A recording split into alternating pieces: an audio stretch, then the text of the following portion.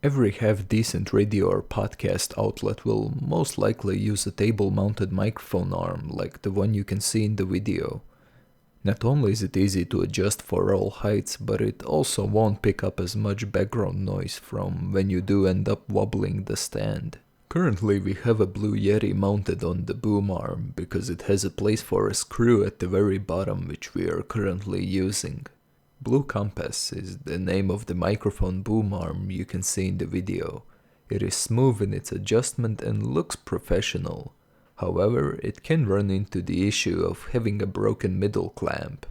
It's not great, because a new mount costs around $100 and there are no official replacement parts out on the market. If left unfixed, the mount might loosen up its posture and send your microphone flying into the desk.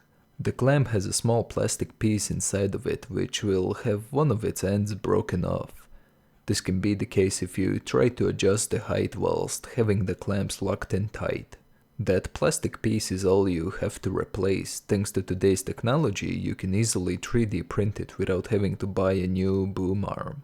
If you happen to be in need of it, write a message to my email and I'll ship you one of these replacement parts for what is basically nothing compared to the boom arm's actual price tag. Once you have the replacement part in hand, unscrew the boom arm, remove the cap from the joint and the screw holding it all together. Get rid of the old broken part, but keep the nut that was inside of it. Then put all the parts back together, but this time have the new plastic piece.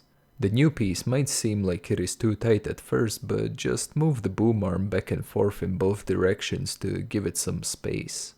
Tighten the screw, but not too tight, just leave it at the point where it can hold the microphone, and then put the plastic cap back on.